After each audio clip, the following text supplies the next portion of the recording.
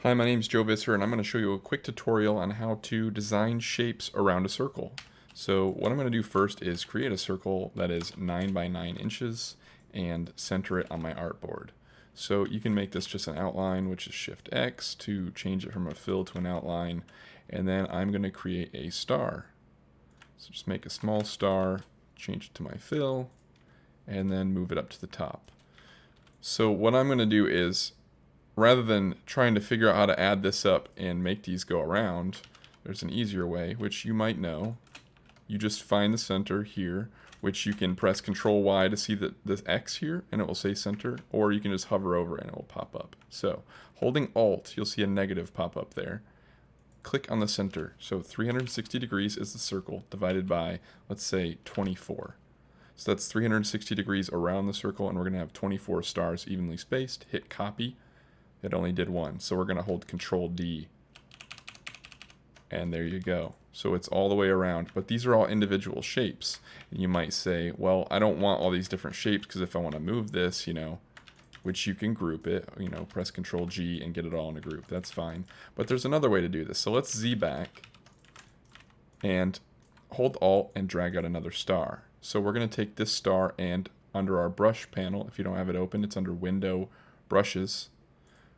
Grab the star, go to Add New Brush, or you can just drag it in. Let me delete my old one.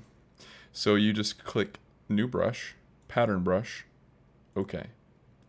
So this is saying these are going to be touching. We don't want them to touch, so we're going to add in some spacing, 25%.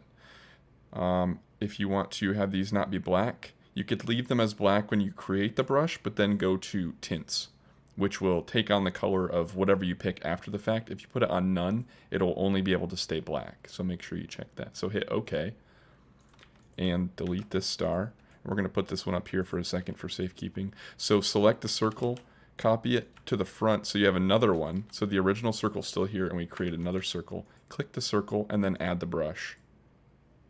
And there you go. And you can actually scale this down by like 0.75, on the stroke, or you could scale it up if you want to have it be 2. The stars might get a little disfigured, so I don't really recommend that way that often, but that is another way, because that is actually just one whole piece and all the stars are combined.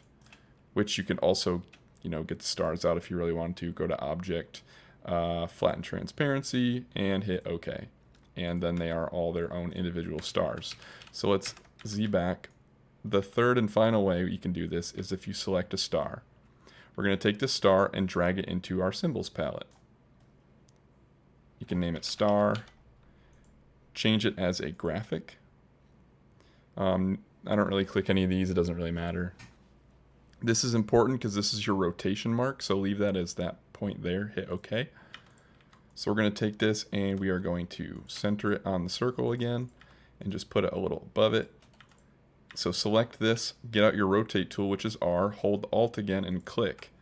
And it's going to say 360 degrees by 24, like we did last time. Hit preview and copy. So we're going to hold Control D.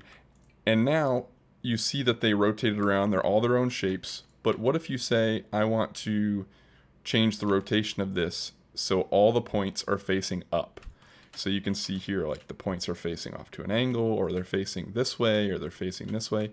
If you want to reset all of them, what you can do is select all of the shapes, don't select the circle, then right click on the star and hit Reset Transformation. So what that's doing is it's taking the transformation from the original symbol you created with the point facing up, and it will reset all of them based on their pivot points. So hit Reset Transformation, and all the stars are now facing up.